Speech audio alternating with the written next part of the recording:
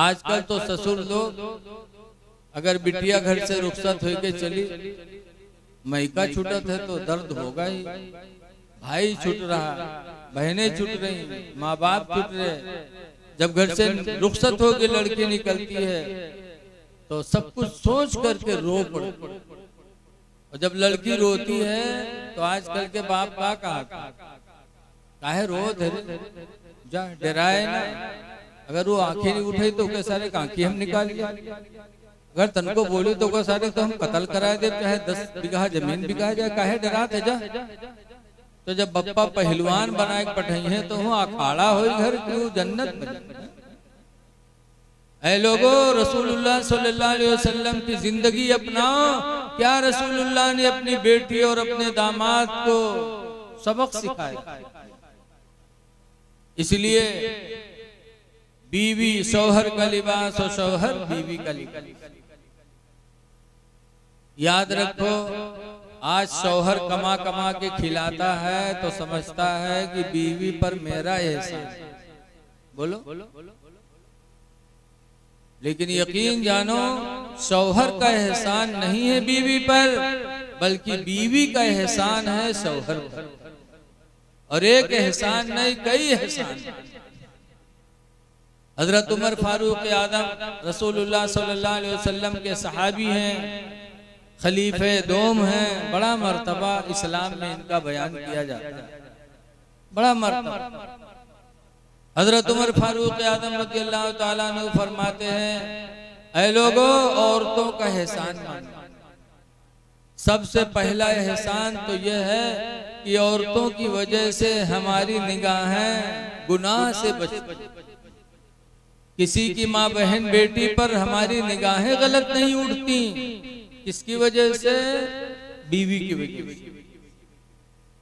जब आदमी का पेट भरा होता है तब दूसरों के खाने पे नजर नहीं लगती। बोलो, है कि नहीं?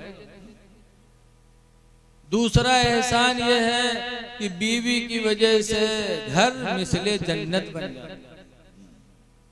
तीसरा एहसान यह है कि बीवी शौहर की अमानत को अपने पेट में 9 महीना तक महफूज रखती।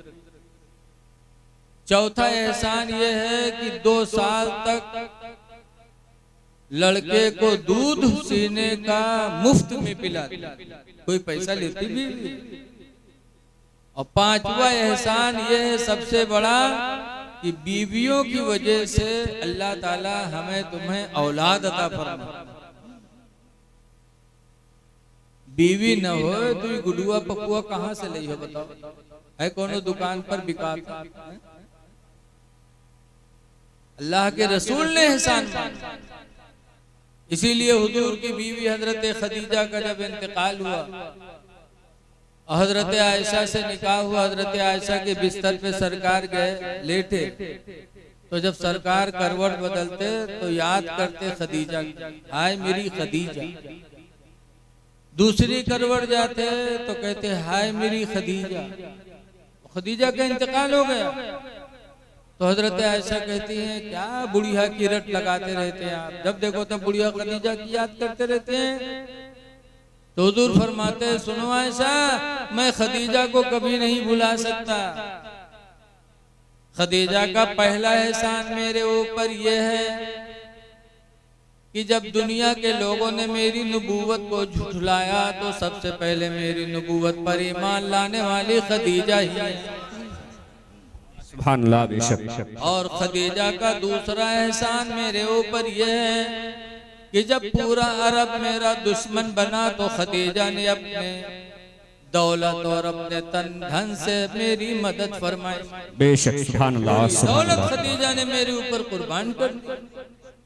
और तीसरा एहसान खदीजा का यह है कि खदीजा के पेट से अल्लाह ताला ने मुझे औलाद अता फरमाई है। बेशक, सुभान अल्लाह, सुभान अल्लाह। इसलिए मैं खदीजा को कभी भुला नहीं सकता। पता चला कि औरतों का एहसान है मर्दों पर, मर्दों का एहसान नहीं है। आप कमा कमा के खिलाते हो तो कोई एहसान थोड़ी है। आप तो 1000 2000 या 100 200 के मजमे में आप वादा करके आते हो दो गवाहों के सामने के अलावा नानो नफका के 21,000 देवे चली चली। बोलो नानो नफका, नान माने रोटी, नफका माने खर्चा, कि सब कुछ देंगे 21,000 रुपया मेहर देंगे तुम चलोगे। तो जब मजमे में वादा करके आए हो वही नानो नफका दे करके तुम बीवी पर एहसान जताते हो। एहसान नहीं है बल्कि जो तुमने मजमे में वादा किया है वो हक तुम पर वाजिब हो गया, उसको पूरा करना तुम पर वाजिब। औरतों के हुकूक होते हैं मर्दों को। हदीस पाक में हुजूर से पूछा गया मा हक़्क़ु ज़ौजति अला अहदिना, अल्लाह के रसूल बीवी का हक हम पर कितना है। सहाबा ने सरकार से पूछा कि बीवी का हक शौहर पर कितना है। तो सरकार ने फरमाया पहला के अंततइमहा इज़ा तइमता, जब तुम खाओ तो बीवी को भी खिलाओ। बेशक बेशक सुभान अल्लाह। जब खाओ तो बीवी को खिलाओ का मतलब, एक कौर अपने मुंह में डालो, एक कौर उनके मुंह में डालो। क्या मतलब? मतलब यह है कि जैसा अच्छा खाना तुम खाओ वैसे ही अच्छा खाना बीवी को भी। बेशक बेशक। लेकिन आज देखा जाता है कि मलंगपुर में नाश्ता बने ना जइए नानपारा हलवा पराठा कटी है, और यहाँ जब खाना बन के तैयार हो तो पहले खानो कहीं मेहरुआ खाए ले तो खाए ले ढेड़ा कत्ता बड़ा हो तू पहले खाए लिए रे, मर्द नहीं खाए सब तू पहले खाए लिए रे। अल्लाह के नबी ने फरमाया बीवी का हक शौहर पर यह है कि शौहर जो चीज खाए अपनी बीवी को खिलाए। एक मर्तबा रिसिया में तकरीर कर रहा था तो एक बनिया वहां का कहे इसका मौलाना कहूँ जावा जाए तो झोला लेके जावा जाए, मूंगफली चबा तो दी मूंगफली डाल लो, पकौड़ी खा तो पकौड़ी डालो, कहूँ रास्ता में कोई खजूर खवाए तो खजूर डालो, दिन भर झोला बटोर के लावा जाए कि जो खाओ वो खिलाओ। हमने कहा इसका मतलब ये नहीं है, मतलब ये है कि जितनी अच्छी चीज तुम खाओ उतनी ही अच्छी चीज बीवी को खिलाओ। बेशक बेशक। ये हक अल्लाह के रसूल ने बीवी का शौहर पर बताया। और दूसरे नंबर पर सरकार फरमाते व तकसूहा इज़ा तकसईता, और जैसा अच्छा कपड़ा तुम पहनो वैसे ही अच्छा कपड़ा बीवी को भी पहनाओ। जितनी कीमत का तुम कपड़ा पहनो उतने ही कीमत का कपड़ा अपनी बीवी के लिए भी खरीदो। ये बीवी का हक है तुम पर वाजिब। और तीसरे नंबर पर फरमाया वाला तज़रिबिल वजहा, और चेहरे पे न मारो, बीवी के चेहरे पे न मारो। गलती करे तो मार सकते हो, बीवी को भी मार सकते हो, अपने बच्चे को भी मार सकते हो। इसीलिए हजरत इमाम आदम अबू हनीफा के नजदीक है कि लड़का 10 साल का हो जाए नमाज न पढ़े तो उसको मारो, और मारने पर भी नमाज न पढ़े तो उसको जेल में डाल दो। और जब तक जेल में लड़का नमाजी न बन जाए उस वक्त तक अपने लड़की की जमानत न मंजूर करो। ये हमारे तुम्हारे इमाम आदम का हुक्म है। लेकिन आज हम बच्चों को मारना छोड़ो, हम बच्चों से कहते भी नहीं है कि बेटा नमाज पढ़ो। अगर बाप नमाजी है तो सुबह उठेगा चुपके चुपके दरवाजा खोले कि खट से हो ही न जाए जो बीवी का आँख खुल जाए, लड़के की आंख खुल जाए। ये मोहब्बत नहीं है, हकीकत में अदावत। चेहरे पे न मारो, लेकिन चेहरा छोड़ दो। आजकल चेहरे पे मारने की ममानियत की गई है, क्योंकि ये चेहरा अल्लाह ताला ने कुरान में इसको बहुत हसीन बताया। 30वें पारे में अल्लाह फरमाता वत्तीन वज़ैतून वतूर सीनीन वहादल बलदिल अमीन, कसम है जैतून की, कसम है अंजीर की, कसम है तूर सीना पहाड़ की, कसम है शहर मक्का की। चार चीजों की कसमें खाने के बाद अल्लाह ने फरमाया लक़द खलक़नल इंसाना फी अहसन तक़वीम, यकीनन इंसान को हमने सबसे अच्छी सूरत में बनाया, बेशक सुभान अल्लाह, सबसे सुभान अच्छी अल्लाह। सूरत में बनाया। लिहाजा चेहरे पे मारना इस्लाम ने मना किया। लड़का गलती करे तो चेहरे पे न मारो, मारना गुनाह है। बीवी गलती करे तो चेहरे पे न मारो, मारना गुनाह है। हदीस पाक में खलक़ल्लाहु आदम अला सूरतिही, अल्लाह ताला ने आदम की औलाद को अपने सूरत में बनाया। जबकि अल्लाह सूरत से पाक है, लेकिन हमारे तुम्हारे चेहरे की अजमत को बढ़ाने के लिए अल्लाह ने फरमाया कि मैंने आदम की औलाद को अपने सूरत पे बनाया, तो चेहरे पे मारना मना। लेकिन आज कुछ लोग हैं जो मारने के इतने आदी हो गए हैं। अगर बीवी आवे घरे और लड़का न मारे तो के बुढ़िया महतारी मोहल्ला में घूम घूम का हमारे लड़कवा तो मेहरी आएगा। अल्लाह जाने कौन घूटिए इतियावत पियाए दे चुके तो हाथ ही नहीं उठा। अगर न मारी तो वो बुढ़िया सास मार खाए। ऐ मार खिलाने वालियों, कल कयामत के दिन खुदा को क्या जवाब दे? तुम तो रहमतुल्लिल आलमीन की उम्मती हो। अल्लाह ने ऐसे नबी की उम्मत में पैदा फरमाया जो सारे आलम के लिए रहमत बन किया है, और तुम अपनी बहू के लिए दुश्मन बनी हो, मार खिला रही हो। और कुछ लोग मारने में अपनी बहादुरी भी समझते हैं। एक आदमी था, उसकी बच्ची की शादी हुई, रुखसत करके जब भेजा तो बच्ची रोने लगी, तो बाप ने कहा बेटी शौहर के घर जा रही हो, अल्लाह ताला आराम का दिन देगा तो खुदा का शुक्र अदा करना, और अगर मुसीबत के दिन आएंगे तो बेटी सब्र कर। जिंदगी में तुम्हें शौहर के घर से कदम नहीं निकालना है, मरने के बाद ही तुम्हारे कदम शौहर के घर से निकलने हैं। ये बाप ने अपनी बेटी को वसीयत किया, इतना अच्छा बाप, लेकिन उसका शौहर जालिम मिल गया, मार पीट वाला, मारता रहा। बीवी बिचारी सब्र करती रही और मार खाते सब्र करते करते उसी तरह आदत उसकी बन गई। तो अब जैसे मर्द की आदत वैसे बीवी के, तो अब मारपीट सिलसिला धीरे धीरे बंद हो गया। जब बंद हो गया तो अब हफ्ता 2 हफ्ता गुजर के मारपीट बंद। तो आदमीवा जिके निकाह में औरतिया रहे, वो आदमीवा चटपटा है, बहुत परेशान की 2 हफ्ता होगा मारे नहीं, कैसे मारी। तो एक दिन दरवाजे पर ठाड़ सोचा प्रोग्राम बनावे कि मार के कौन सूरत अपना। तो एक सूरत के समझ में आई कि जय मछली ले, और मछली ला के घर में रख दी। उसके बाद जब खाना बनाए के हमका बुलाई खाए खाते, जब हम बैठबे तो हमसे पूछबे क्या रे सब मछली बनाए हैं, तो अगर कहीं हाँ सब बनाए हैं, तू ही कही के मरबे के सब कहे बना डाले रे, आधा रख दी थी कल का कही रे। अगर कही कि हाँ आधा बना है ना आधा रख दिया है, तू ही कही के मरबे की रख काहे दिए रे, मछली वही सड़ जे कि न सड़ी रे। बहरहाल आज मारब जरूर होगा, सब बनाई तू ही कही के मरबे कल खातिर रखे काहे ना।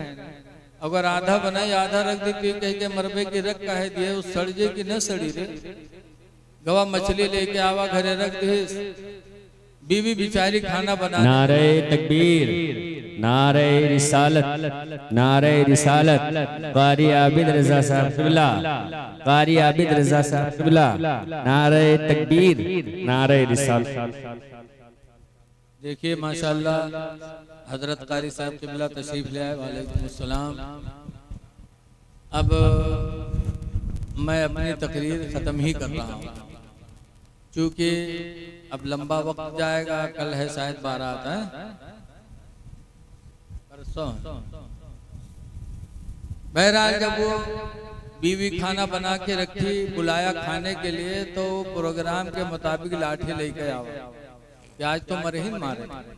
बैठा, बीवी ने खाने दिया तो पूछा था सब मछलियां बनाए हैं रे, तो मूड हलेस बहुठाई से लाठी कहीं सारे सब कहे बना डाले रे, आधा रख दी थी कल का कही रे, कैसे रे भूल गई थी आधी मछली कल के लिए भी मैंने रख दी।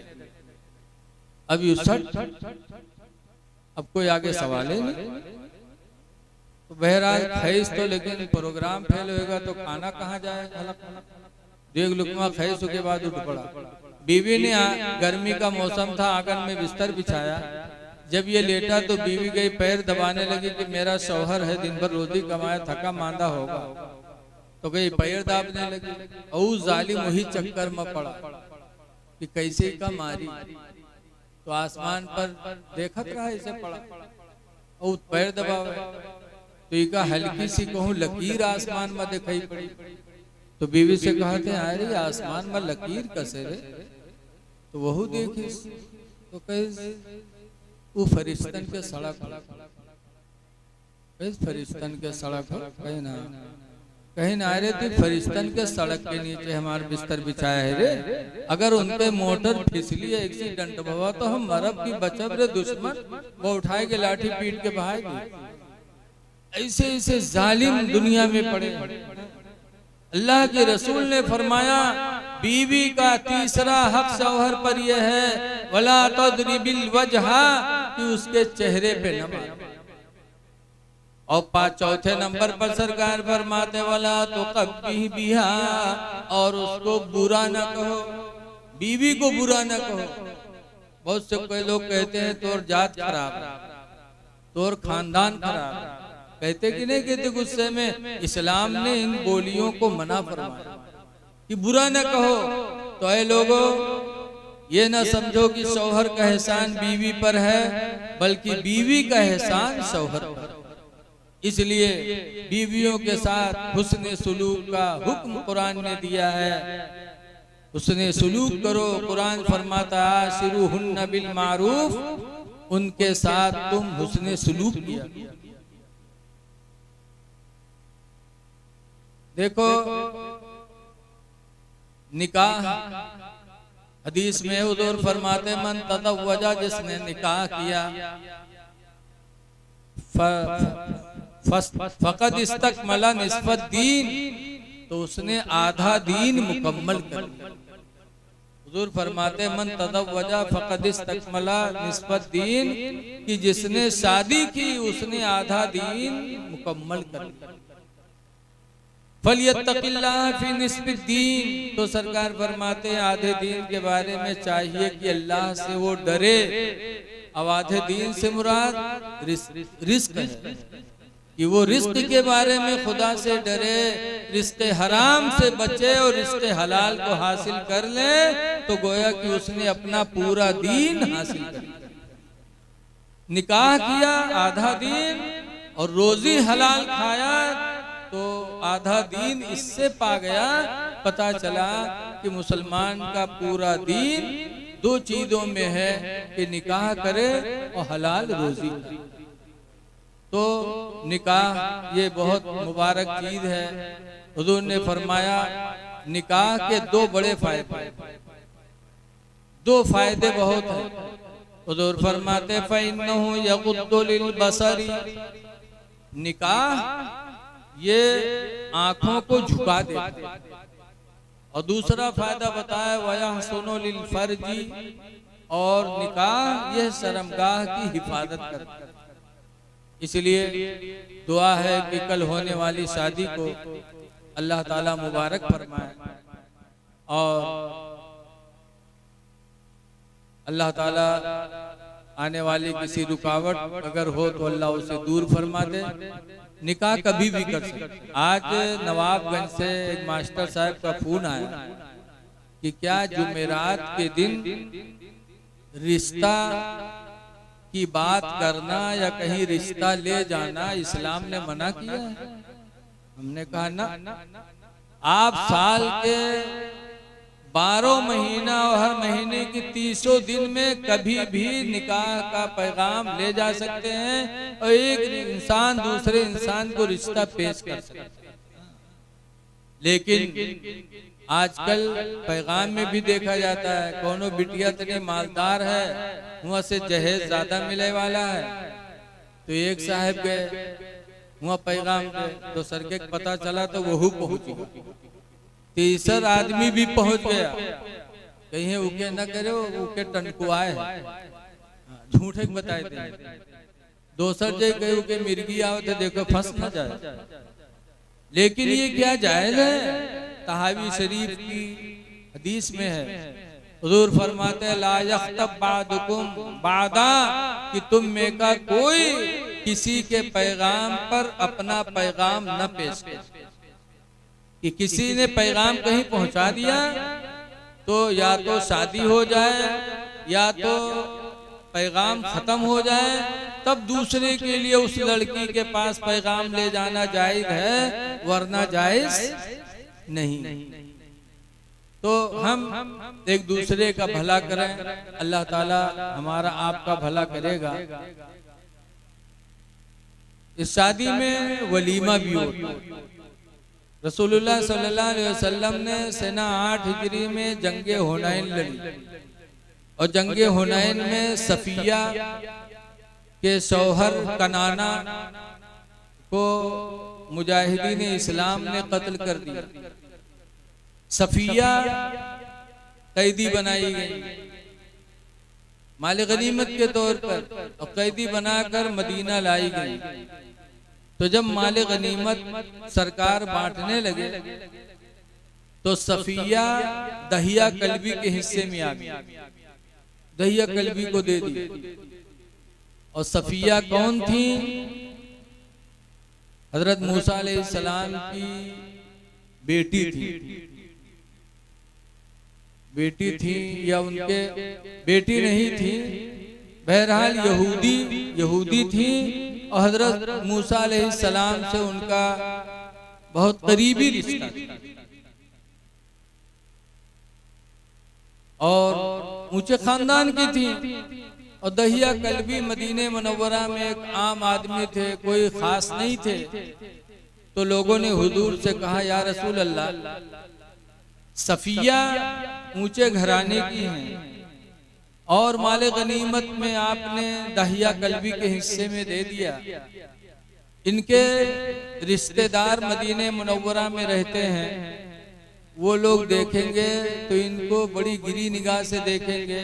सफिया सर नहीं उठा पाएंगी मदीना में कि इतने ऊंचे घराने की लड़की, और दहिया कल्बी के निकाह दहिया कल्बी के हिस्से में दे दिया। तो अल्लाह के रसूल, बेहतर है कि सफिया को आप अपने पास ले लें। तो सरकार ने दहिया कल्बी को पैसा देकर राजी किया, और उसके बाद सफिया से सरकार ने निकाह फरमाया। और निकाह फरमाने के बाद रास्ते ही में सफिया के साथ हुजूर ने रात गुजारी। और रात गुजारने के बाद जब सुबह हुई तो सरकार ने मुजाहिदीन से फरमाया कि जिसके पास जो चीज हो लाए। तो किसी के पास खजूरें थी तो ले आए, किसी के पास रोटियां थी तो ले आए, किसी के पास गुड़ था तो ले आए, किसी के पास सेतुआ था तो सेतु ले आए। जिसके पास जो था सब ला ला के सरकार के पास हाजिर थे। सफर में थे, फिर उन्हीं चीजों को आपस में सरकार ने एक दूसरे में मिला दिया। और मिलाने के बाद फिर लोगों से कहा, लो ये मेरी शादी का वलीमा है। उसी में से सरकार सबको बांटने लगे, और उसी सफर में सरकार ने अपनी शादी का वलीमा भी कायम फरमाया। पता चला कि निकाह के बाद वलीमा करना ये मेरे नबी की सुन्नत है। अल्लाह तौफीक दे तो वलीमा करो। सरकार ने फरमाया वलीमा करो वलो बिशातिन, अगरचे एक ही बकरी से वलीमा करो।